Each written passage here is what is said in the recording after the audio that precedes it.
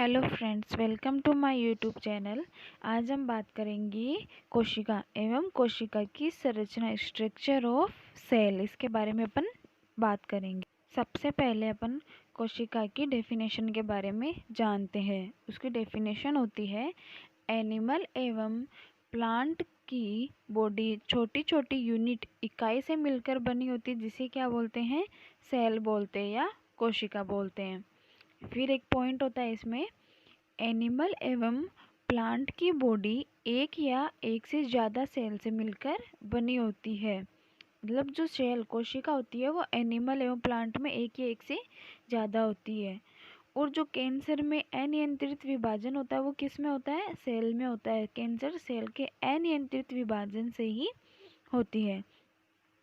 अब हम बात करते हैं सेल की संरचना, स्ट्रक्चर ऑफ सेल। कौन सी सेल, जंतु सेल, एनिमल सेल की स्ट्रक्चर के बारे में देखते हैं। इसमें सबसे बाहर तो होती है कोशिका झिल्ली, और फिर उसके अंदर कोशिका द्रव्य, और फिर बीच में न्यूक्लियर यानी केंद्रक होता है, और केंद्रक के चारों ओर क्या होता है, केंद्रक झिल्ली होती है। अब हम देख सकते हैं डायग्राम में किस प्रकार होती है। जो केंद्रक झिल्ली होती है वो लचलची होती है एकदम से, और जो केंद्रक झिल्ली के बाहर जो पाया जाता है वो क्या होता है, कोशिका द्रव्य। अब डायग्राम में देख सकते हैं अपन किस प्रकार होता है जंतु सेल में। और फ्रेंड्स, जो ये कोशिका द्रव्य होता है इसमें बहुत सारे घटक पाए जाते हैं। और कोशिका झिल्ली, जो कोशिका झिल्ली होती है यह एक काय से बनी होती है। इस काय में क्या क्या होते हैं, यह काय प्रोटीन व लिपिड की बनी होती है। जिसमें कैसे होता है, एक तो प्रोटीन की लेयर होती है, फिर लिपिड की, और फिर प्रोटीन की, इस प्रकार से लेयर होती है। वो अपन आगे देखेंगे। वाह। अब बात करते हैं केंद्रक की। केंद्र के चारों ओर कोशिका द्रव्य पाया जाता है, देख सकते हैं अपन। बीच में होता है केंद्रक, और उसके चारों ओर केंद्रक झिल्ली होती है।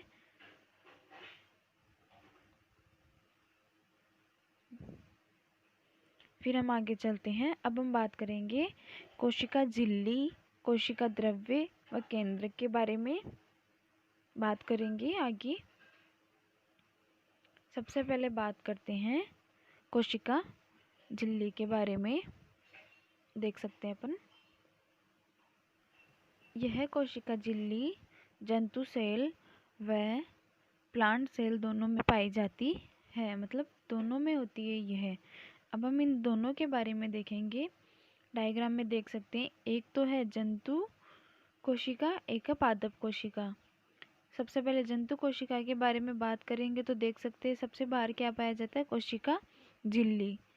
बीच में केंद्रक, केंद्रक के चारों ओर केंद्रक झिल्ली, इस प्रकार। और जो पादप कोशिका होती है उसमें भी कोशिका भित्ति पाई जाती है सबसे बाहर, और बीच में न्यूक्लियर। और फ्रेंड्स, जो कोशिका झिल्ली होती है वह एक काय से मिलकर बनी होती है, वो अपन ने पीछे देखा था। और कौन कौन से काय होते हैं, लिपिड व प्रोटीन। तो बीच में लिपिड की लेयर होती है और चार दोनों ओर प्रोटीन की लेयर होती है, जैसे अपन इसमें देख सकते हैं। और जो कोशिका झिल्ली है उसका कार्य होता है कुछ पदार्थ का अंदर व बाहर आदान प्रदान करती है। कोशिका झिल्ली का ये कार्य होता है, मीन इम्पोर्टेंट होता है। और कोशिका झिल्ली एक लिचलिची, एकदम लचलची प्रकार की होती है। फिर अपन बात करते हैं पादप कोशिका की। पादप कोशिका में कौन सा घटक पाया जाता है, सेल्यूलोज।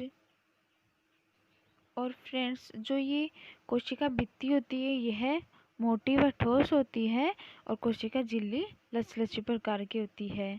कोशिका भित्ति यह सेल्यूलोज की बनी होती है, जैसे अपन डायग्राम में देख सकते हैं, सिंपली समझाया हुआ है। यह मोटी ठोस होती है और सेल्यूलोज की बनी होती है, जबकि कोशिका झिल्ली एकदम से लचलची प्रकार की होती है। फिर हम बात करेंगे कोशिका द्रव्य की। कोशिका द्रव्य में बहुत सारे घटक पाए जाते हैं, ये अपन ने पीछे भी देखा था। आज मैं आपको कोशिका द्रव्य की एक बढ़िया ट्रिक बताऊंगी, कैसे जैसे देख सकते हैं।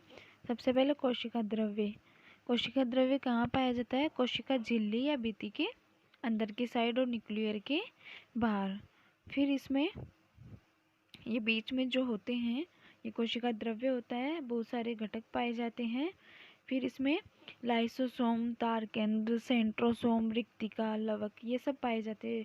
फ्रेंड्स, हम इनमें ही कंफ्यूज होते हैं हर बार कि ये किस प्रकार होते हैं, और ये पादप कोशिका और जंतु कोशिका दोनों में पाए जाते हैं, और कौन कौन से पाए जाते हैं इनमें कन्फ्यूजिंग रहती है। तो इसके लिए आज एक ट्रिक बताएंगे आपको, उसके जरिए आप याद रख सकते हो। देखेंगे ट्रिक किस प्रकार की होती है। हम हमेशा इन घटकों में कन्फ्यूज रहते हैं कि कौन कौन से प्लांट कोशिका में पाए जाते हैं और कौन कौन से जंतु कोशिका में पाए जाते हैं। तो इस ट्रिक के जरिए अपन कंफ्यूज नहीं होंगे कि कौन से पादप कोशिका में होते हैं और कौन से जंतु कोशिका में होते हैं। देखते हैं, एनिमल सेल एवं प्लांट सेल की कोशिका द्रव्य में कौन कौन से घटक होते हैं ट्रिक के जरिए। पादप कोशिका प्लांट सेल की ट्रिक है, रिक्तिका को लव हो गया प्लांट से। तो इससे ट्रिक लगा सकते हैं कि एक तो रिक्तिका आ जाएगी और एक लव से लवक आ जाएगा, और प्लांट से प्लांट कोशिका में। तो इससे अपन याद रख सकते हैं, देखिए रिक्तिका और लवक यह दोनों पाए जाते हैं प्लांट सेल में, और जो बाकी बचते हैं वो किस में पाए जाते हैं? जंतु कोशिका में, जैसे लाइसोसोम, तार केंद्र, सेंट्रोसोम, और लवक और रिक्तिका पाए जाते हैं प्लांट सेल में। तो इसकी ट्रिक क्या है फ्रेंड्स? रिक्तिका को लव हो गया किससे? प्लांट से। तो इससे आसानी से याद हो जाएगा। फिर हम बात करते हैं जंतु कोशिका एनिमल सेल की। तो रिमेनिंग सारे घटक इसमें होते हैं। रिमेनिंग मतलब जो बच गए वो प्लांट कोशिका में, तो वो दो चले गए, रिक्तिका और लवक, और जो भी बचा वो किस में आ जाते हैं? जंतु कोशिका में।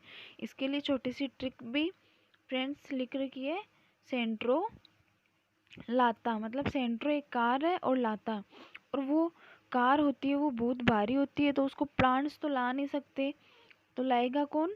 जंतु। तो उससे अपन याद रख सकते हैं सेंट्रोलाता से जंतु कोशिका। अब फ्रेंड्स एक इम्पोर्टेंट पॉइंट है, उसके बारे में अपन बात करते हैं।